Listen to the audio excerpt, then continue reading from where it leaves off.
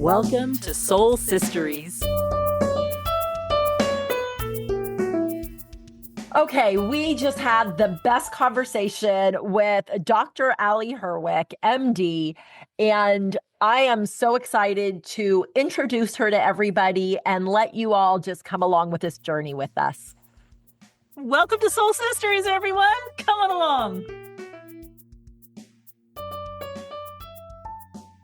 Welcome to Soul Sisteries. We are here with Dr. Ali Herweck, an MD in reproductive endocrinology and infertility. Dr. Ali also holds a master's in public health, where she focuses on health disparity and global health. She is currently completing her fellowship, and we welcome Ali to join us today. So excited. And I'm just going to say, as you heard her last name, there's something in common. And Ali is my youngest sister. So Mine too. I was thinking, well, your name is a little different on My name is, yes. And I'm so excited to be here. Thank you for having me. Wonderful, wonderful. So this is really exciting for us because we don't get to see you all the time because you have been so busy for many, many years going to school and doing your internship and your residency and now your fellowship and really kind of traveling all over the country as you did this. So. And all over the world as a medical professional and helping and supporting communities, underserved communities all over the world. Amazing. Yes, I have. I started in San Diego and for my undergrad, and then went to the University of Miami for my medical school and master's in public health, and then Atlanta, Georgia for residency. And now I'm at Northwestern University for my fellowship in REI. So very cool. So very proud of you. So I love that you just gave us that quick little overview of where you went, but I think of you sometimes as still that little sister, and I can see you like playing soccer and dancing and doing all these really cool things, but being so incredibly focused and determined to get into med school. And okay, so if I cry, just ignore that. But just so proud of everything that you've done along the way. And I would love for you, if you can, just to share with us a little bit about how you got here. Because I think back to early days when you started talking about medicine and what you wanted to do and going overseas and doing things, and just kind of share what you want with us about what got you here. Yeah. Obviously, the path is like super long. And it's definitely a process that I think takes determination, and as well as like really understanding why you're going into this field, because you can definitely get discouraged along the way. I think, as you know, our dad was a lot older. And so I think what first got me into medicine was just being exposed to the healthcare system at a very young age, and seeing just the medical providers take care of my dad when he had cancer and then the brain tumors. And I think when I was in my undergraduate career, I started off as pre-med and started questioning whether is this truly the career path, because it's actually very rigorous. And I was working 2 jobs at the time, and just you question like, how smart are you and whatnot. With that being said, I did do some medical mission trips abroad that I was more like, in the field doing stuff from like what internal medicine doctors do with just histories, physical exams. I did some like gynecological stuff, and I really felt kind of re-energized after those medical trips. And so essentially, I think it kind of just made sure I completed my prerequisites, and then I applied. And actually, the first time I applied broadly, and I got one interview, and I applied for 2 different, like the MD track or like a DO track. They're both like doctors, but one focuses more on osteopathic medicine. And I got an offer, but it was super early on, and they required they wanted a huge down payment that was not refundable. And so I was like, let me just see what the rest of the interview season goes, or how it goes. And essentially I got waitlisted, and then I actually did not get in the first time I applied. And so that again was a very hard moment where it like kind of took me back to be like, is this truly something I'm passionate about, want to do? And again, I found that, found different things that like re-energized me and like confirmed my purpose. And so I actually reapplied. And then the next time I did the dual degree program where I did the MD program as well as the master's in public health. And so I think really just coming back to like what I wanted and my purpose. And like when I looked at myself in the long term, like I this is morbid, but I say like on my deathbed, what do I want to look back at and remember? Like, what was my legacy? What did I do? And I always have thought like, being and working with people and patients and families and making a difference is something that I think I will never get bored of. And still to this day, even I'm now in how many years? I think I've done 12 years of training. I'm now in my 13th year of fellowship, and I don't regret my decision whatsoever. So I have to laugh because I always tell people that I went to school for 27 years. I'm one of those strange ones that, my doctorate is different, but still doctorate. But you have been in school for longer than me, I think, right? From the time you entered kinder, even now. A long time. Yeah. I think so. And I think it's important to say too, just for everyone, and that everyone knows this, because it's not as though you had a ton of role modeling for this or dollars for this. You came from a home of two hardworking parents, but neither one of them with higher education. And a number of children. We've talked about, we're a great many. We shared the same father who had 5 originally and then 7 more that you belong to. And so when you're one of many children, there aren't, unless you're extremely wealthy, there aren't a lot of resources. And so you also grew up super resourceful and super independent and super finding your way. Mm-hmm. And so much credit to you. And I just think that's so important to share with everyone. Like, there was not a thing here handed to you. Great support, great love of you, but you made all of this happen. Yeah, I'm happy you say that, because when I reflect on my journey, I do think I always go back to our big family and my parents, and it has played a pivotal role in my work ethic. I do find myself very resourceful, but I think it's also having such a big family and how many kids we had, and just being around my nieces and nephews from the first 5 of you. It's really kind of, I think, played a role, and also why I've chosen the career path of being an reproductive endocrinology and infertility specialist, because that's what we're building families. And I have such wonderful, fond memories of our family, and to have that is something special. I love it. And you highlighted, and of course we got to witness the determination and the perseverance. And I do remember your journey of not getting in the first time and then taking additional courses that summer and really beefing things up. And I remember just thinking wow, how do you have that in you to do that and work a job and still be very social and do a lot of really fun things? I mean, you've seen more of the world than I have, and I'm, 20 plus years older than you. You've done these amazing things. And Diane, you mentioned earlier the physical fitness too. I mean, Allie is a real fitness fiend. It always has been so active and continues to be. Blows my mind. Well, I wanted to ask Allie, because one of the things you recently said on your own social media, which I thought was really valuable. I remember being young, going to graduate school. You were young and have far surpassed what I've done.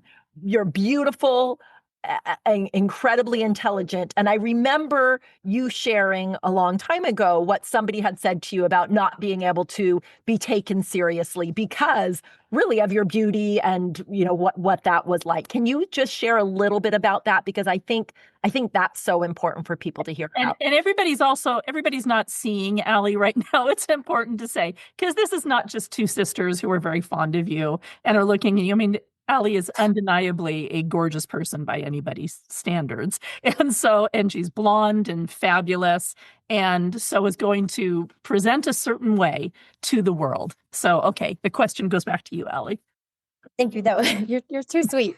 Yeah, to be honest, I actually was really taken back by this comment. So I did a semester at sea when I was in undergrad, where I actually did research on the ship with a doctor who actually was one of my first like really important mentors in my like career path to medicine. It was like the first time I was really getting into how to do research, and like research is something very important like from an early stage.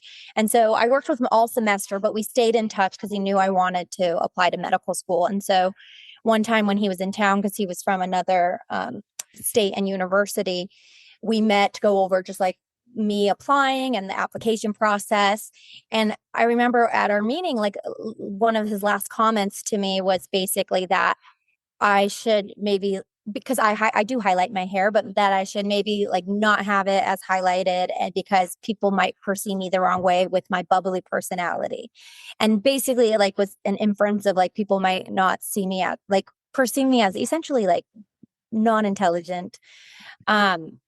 And it really like stuck with me. And I shared this comment with like other people too, because you start to question, like, should I change how I'm perceived or how I present myself?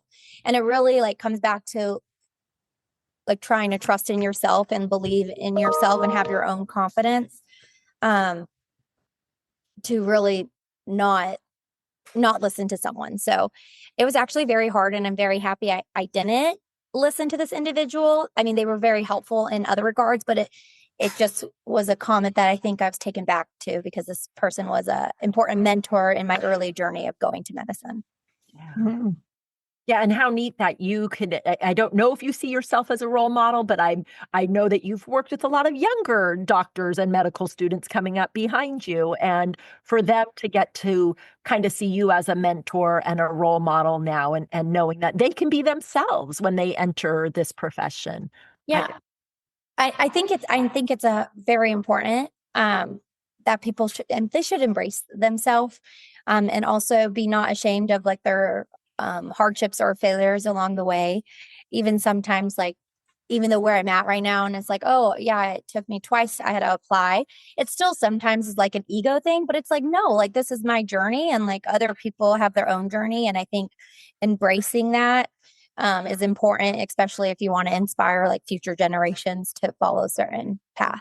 For sure. The big deal there is not that you had to apply a second time, it's that you did and that you saw it through. You stayed the course, you followed your heart and your passion, and here you are carving this way. It's just really extraordinary and truly a model for anyone. So bravo you. And I too am so proud of you. But even if I didn't know you, I would so admire all that I see and all that you're doing, and truly you're just holding to yourself, to your heart and your vision. I mean, that's a very big deal, especially when you come from a big family like that, where it's easy to get lost. I know I can, speak from my own experience. It's easy to get lost in the mix, and to carve your own identity in your own way and to be celebrated is glorious. All right. So girl, so as we've been talking, we're here, we talk a lot about hope, and just the sheer act of being a part of the medical field, right, is filled with hope. And we talked about your hope through having to do with both compassion and education. Hope through compassionate education, which we love. So can you talk to us a little bit about what gives you hope in the world, and what hope through compassionate education means to you? Yeah. Well, in general, I think what gives me hope, one, from just like a medical perspective, I think hope from my interactions with my patients every day. Um, I did 4 years of obstetrics and gynecology training, and I think just in general, I worked a lot with women's health, and you see them when you're OBGYN from like the time they're 18 all the way to the time they are going through like menopause and on. So you get to see women in every stage of life. So I think just interactions through patients and like their life journeys give me hope. I think from an REI perspective, it's now a lot of it is around like family building. And so every like patient I'm seeing, we're hoping to build their family like together with like the wonders of medicine, but also it takes a lot of psychological, I guess, resilience on the patients and their families' ends to even undergo processes like IVF and like trying for a family. So my interactions, I think, overall with patients provide hope. And I also, when you think about compassion, I think it's just in general with outside of medicine, just with relationships with my friends, my family, with strangers. I think having meaningful connections with people, compassionate connections with people, I think are important. When going from like strangers all the way to people you love and know well. Well, and certainly in the medical field, I know any patient would say how far it goes to work with a practitioner who is compassionate and aware of them as a human being who's going through something, whatever it is. It makes all the difference in the world. So, I mean, there are a number of people out there who are and are going to be so blessed by just that heart of yours and that approach that you take to medicine. Yeah. Thank you. Yeah, I really enjoy my time with my patients. I will say when you asked me a second question about like what does like compassionate education mean to me as well. For that, I will say, so I mean, just in general, educating people about topics, conditions, diagnoses, important matters like the medical journey, kind of what we're talking about, the failures I've been like, that's a form of education. I think, and being like compassionate and doing that, especially when you're interacting with people, trying to understand where your audience is coming from, where people are coming from, where patients are coming from, and bringing that information in a tangible form to those like individuals that you think are going to be receiving that information or education. And I think that's more important nowadays, even more so like from a social media standpoint. I actually have a marketing major like background. And one big thing when we think about like education, most people are going like to social media platforms for education, on like just important topics. And a lot of it can be maybe misconstrued or not necessarily the correct information. And so trying to put out like trustworthy, compassionate content, I think is important. And so I know people in the medical field are trying to move towards that direction to try to promote more informative and evidence-based information.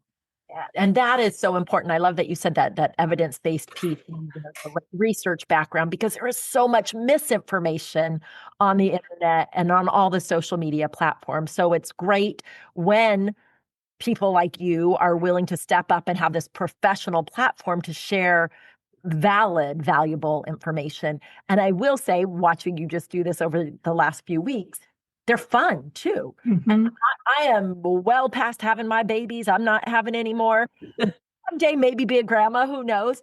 But I still find it so much fun to watch. And I think, oh my gosh, like even just when I was younger, how much I would have loved that. Oh, really? If I did some of these things, that might have made my getting pregnant journey easier. Like how amazing that would have been to have that information then. So yeah. Totally. And I know, and I was saying earlier that because I am somebody who did go through infertility for years and had one child and adopted another child. My gosh, how much just the little bits that I'm hearing from you in what you put out right now, like, oh man, I wish I had that and I had someone like you to turn to for some very clear, straightforward, and truly compassionate information. I feel that from you and what you're sharing, and I love it.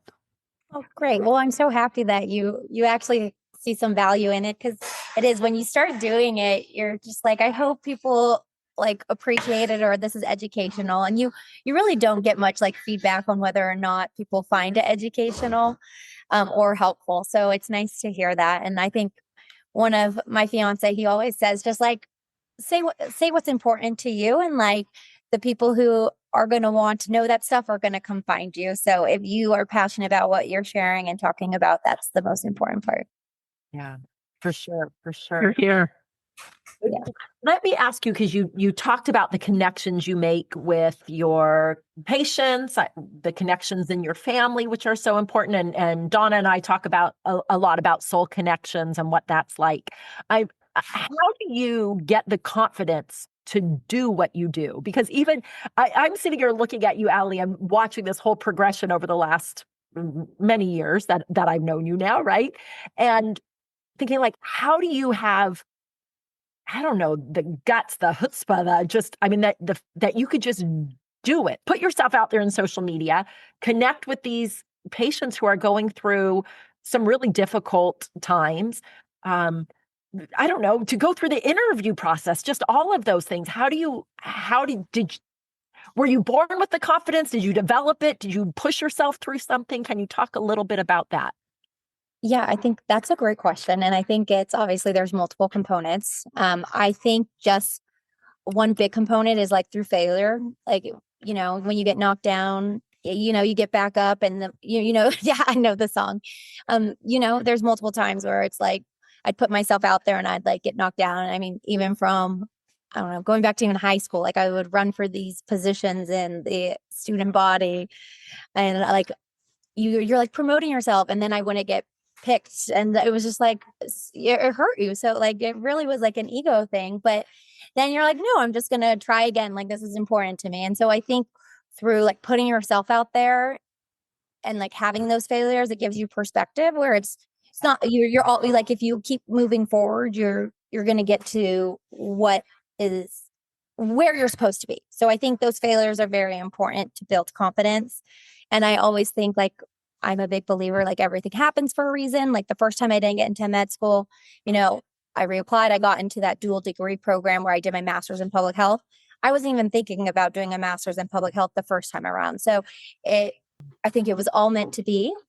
So we've known you to be this resourceful person always. We've known you to be go-getter, bubbly was the word that you use. We've known that always. But so let's say you were able to talk to that kid that you were, say about 12, 13, and, what do you think she would say to you and about you? What would she think about where you are right now? I think my 12-year-old self would say that she's very, very proud of me. um, that I think she's accomplished what like she envisioned that time that long ago. It gets emotional because you like it is such a journey. Um, but I think through this whole journey, it's like it's also hard to reflect on like where you've been and where you are now. And so I think that's also very important. But it is like you just hearing like, oh, you did it. It's like my 12-year-old like being a cheerleader for me. Like, I'm so proud of you. And obviously I think when I was 12, I had I envisioned myself being I don't know if I knew I was going to be a physician at that point, but I knew I wanted to do something helping people. But now it's like I'm at a different stage where it's like, okay, what's next? Like I'm getting to my career and now I have a whole new perspective of what's next. And I think my 12-year-old, I just like had this big dream and I was able to, I think, get there. And so I think she's very proud of me and is still cheering me on now to see like what I can do. What can I keep on doing? Yeah, what's next? Like, okay, we did it. What's the next thing we're going to accomplish? Which is very cool. So, yes. So, I bet that if your 12-year-old self was looking at you now, you would be an inspiration. I'm curious, Allie, who inspires you or what inspires you? Oh, yeah. There's a lot of things I feel like, or a lot of people who have inspired me along the way. I think it starts one with just like my mom and my dad. And so my dad and my mom both worked kind of in tandem and like inspired me to like work hard, put my best foot forward, and that like quality matters over quantity. I think they really instilled that, and it even started from like chores that they would make me do. And my mom would remake us do things if the quality was not there. But I think they were good life lessons. And I think that like kind of inspired me to just be more detail oriented, I think. And like both my parents, you know, they didn't finish college, but they both, I think, inspired me to like go to college and like really chase my dreams and what makes me happy. It's not like they pigeonholed me into like one career path. I mean, if I said I didn't want to go to college, I think they would have been okay with that as well. But it kind of was like dream big was the messaging from my parents. So I think that was um, really important, because then I think because they taught me to dream big, I was able to truly like envision that.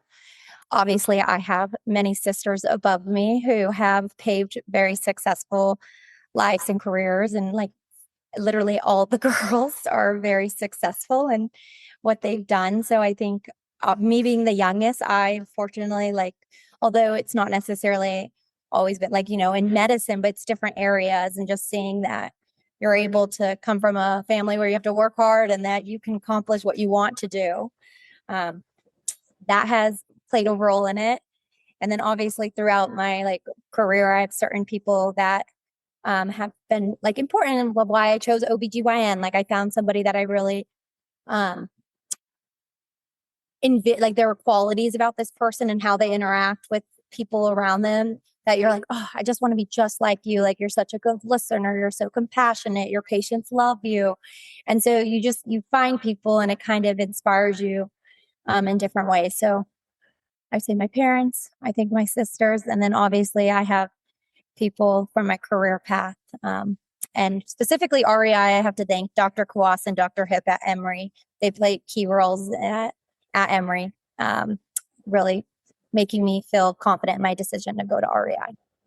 That's so awesome. I love that.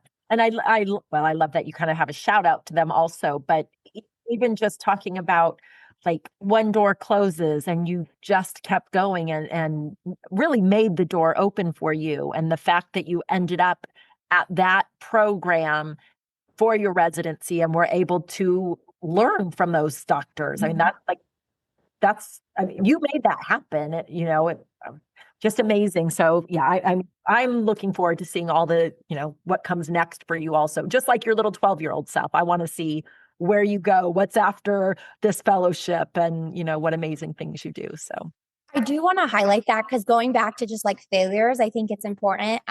When you go through, I don't know if you guys know anything about the matching process, but basically you submit your application, you get interviews at X amount of those places, and then you make a rank list. So basically you are ranking, like say you interviewed at 10 programs, you rank them 1 through 10, and then they're ranking everyone they interviewed. And then it goes into a computer system. And then you have a day that you get an email and you open it up and that's where you're going. So you really don't have like, I want to go here. I'm for sure like going here, or they didn't offer me the job, I'm going to go to the next person. It's really like that's where you're going and you're moving anywhere to go. And so I bring this up because when I actually went to residency, Emory was like lower on my list, and took me by surprise when I matched there.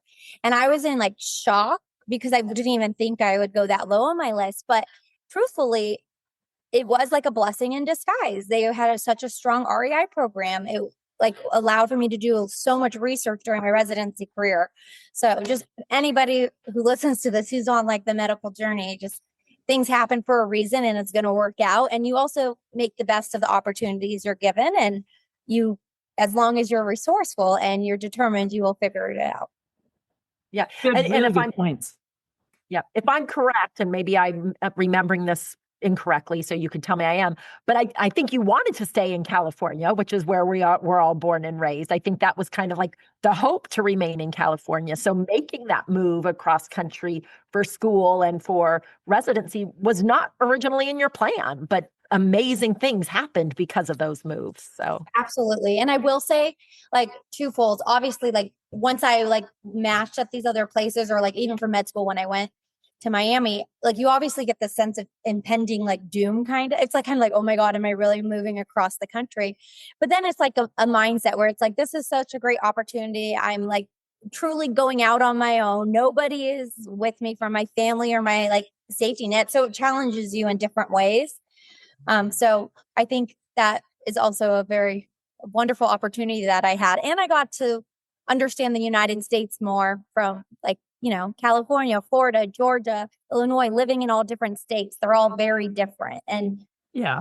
Like the best education, right, is travel. And then especially when you can live in a place for a piece of time, and it just definitely makes you open to people, right? Yeah. But it's important to say too, even as you're talking about this, and you said, well, it's a mindset, moving cross country and there's opportunity and all of this, but that mindset is a choice. And so you had to choose this mindset. It doesn't just wash over you. You didn't just magically go, oh, okay, here's this great opportunity. You had to lean into that, which I think is an important factor for everyone to know. It's a choice whether which way you're going to let your mindset be directed, right? absolutely. And this actually, now I kind of remembered my thought previously, but it is a mindset. And one thing, like, whenever I'm like going to do something that's like new or like a challenging situation, or I just feel like, insecure or not confident in myself, it truly is a mindset where I'm like, Allie, no, you're going to put on your big girl pants and you're going to do it and like step in there. Like, even with like, sometimes there's like conflict resolution with like patients or people who aren't happy or something I've never done before, like even like an interview. It's like, no, you can do this. And you give yourself a little pep talk. And then I literally tell myself, put on your big girl pants, you can do it. And then you just do it. And then you're like, wow, I did it. So that's also something that like boosts my confidence as I challenge myself to do things that make me uncomfortable. I think being uncomfortable is a good thing.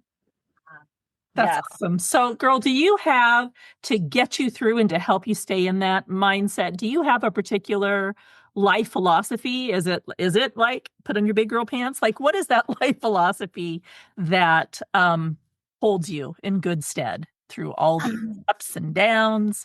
Yeah, I think there's probably two major things that I have found most helpful to myself. Obviously, I think everyone probably has their own thing, but one is exercise. It's always been super, super important.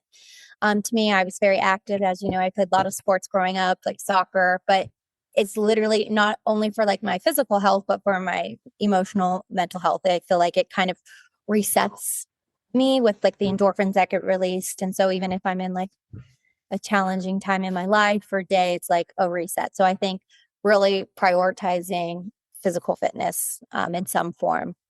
And then obviously I'm really I'm a big planner, but I love Sundays because it's kind of like my reset for the week, where I do like my meal prep, my like kind of like self-reflections too. And depending on whether or not, like if I'm feeling like in a funk, I go like kind of more into like what is like my current purpose, what are my short-term goals, what are my long-term goals, like am I happy where I'm at, like emotionally, physically, and things like that I think are important. And obviously now with my fiance, we do a lot of this together too, because we want to be like on the same page, and the goal is for us to like have continue to have self-growth with each other alongside each other. I love that. And you are so incredibly active, and I am not. But I'm starting again. And this morning I got up and I did my yoga, and then I was in front of the computer all day working. And I thought, I'm going to be talking with my little sister pretty soon. I need to take my break and go for a walk. So I did a 2-mile walk before coming back. Amazing. You did yoga though this morning too. So that's a great reset too. Stretching, like your mind, it's all wonderful. I'm working on it. So okay. This, I think we're coming to the point, Donna, right? Let's do it. So, Allie, this is where we ask you questions and we call them rapid fire because they're really just the first thing that comes to your mind. Don't stress about it. Just give us your quick answers. And obviously, no right or wrong. And they don't really have to be rapid, but we just don't want you to have to think about it at all. So, okay. So I'm going to start with the first one. If you walk it up onto the stage and they play that music, what would be your walk-in song as you come up to the stage? Ooh. This just popped into my head, so I'm going to say it, but it's "You Gotta Fight for Your Right to Party." Work hard, play hard. Oh, that is perfect for you. Yes, I love it. That's so good. Okay. What book changed you? Changed me. That is a hard question. You can also pivot it to what book do you just really love? That's okay. I'll do that. Well, I'll do a series. I don't know if you know Colleen Hoover. All of her books I really, really enjoy. Yeah, I don't know if they've like changed me, but they've really made me read and find time for them in my medical career. Good. That's important. Balance. That's a very, yes. Balance. Yeah. What movie lives rent free in your brain? Oh, Sweet Home Alabama. Oh, very fun. Yay. I didn't know that about you. It's a fun thing to know. Okay. What did you love doing as a kid? I think I know this answer. What did you love doing as a kid that you love doing to this day? I think you know this answer. Wow. I think you've already been talking about it. Yeah. Well, I mean, there's so many things, but love doing as a kid that I love doing now. I mean, I love working out and being active. I love being with my family and celebrating holidays. We're really big on holidays. And so always making a celebration out of even the small holidays. The tea party will live again. Yeah, I know. I was just telling someone about our tea party. On this coast, you're in Chicago for 3 years. I'm like, hey, Donna, you come back on to the New England. We are going to make it happen. We will do it. Amy and Amber will come too. I'm sure they will. They will happen. And our niece in Ohio wants to come. So yes. Actually, that is literally what I should have said, because I remember I got a plastic tea set when I was little and Amber got a glass one. And I was still scarred by that because I was so upset. Oh, I wanted my glass tea set. That is funny. We can make that happen for you. Your question, sis. Allie, what in your world is lighting you up right now? I think change in like residency or fellowship. I said residency, but change in fellowship. I think having to move to a new city, learning. I feel like I'm starting at the beginning of learning everything. So I feel like just this new desire to like learn everything with these like new patients in the field of REI. I feel like that, and then living in Chicago is a really fun time.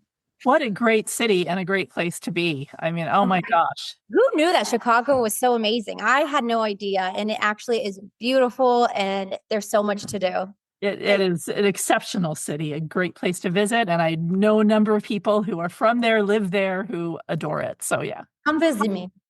I will visit you. It's already on my list. But you and my other younger sisters grew up watching Grey's Anatomy. I grew up watching ER, which took place in Chicago. So that to me is like an amazing place. So there you go. Okay. What color is hope? I think white. And, yeah. To me, white seems like hope. And also because they say white, reflects all the colors. Uh-huh. Yeah.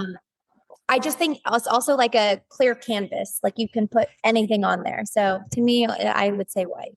I love it. Yep. What does hope sound like? I would say either like the rain or ocean sounds. I don't know. And I think that kind of correlates with like whenever I feel like I need reflection or hope, I'm going to an ocean, or like I need like a babbling creek or like something to like water. Water is just like the sound of it. Awesome. Okay, complete this statement with just a word or a phrase. Compassionate education is humble and all-encompassing. Gorgeous. I like it. Mm-hmm. Okay, complete this. Family is everything. I knew it. Yes, it is. Yep. Love is selfless. Mm. And how about the meaning of life is? I would want to say like endless. Like endless is what I would say. Yeah, I agree. All right. Lastly, hope is inspiring. Yeah. Yeah. Well, you inspire us incredibly. You always have. You've always that ball of energy and light and can-do spirit. You were born that way. We can attest. You have always had that, and that you've kept that alive and burning bright. And then just you are in your element now. It's just a beautiful, beautiful thing to see. And not only am I proud of you, but I'm very, very happy for you that this is the life you're leading of your own making. Incredible. Yep. Yep. Thank Yeah. you. I'm so happy we got to see each other and I got to be on this podcast. It's Me been so wonderful. Yes, but Thank you for joining us.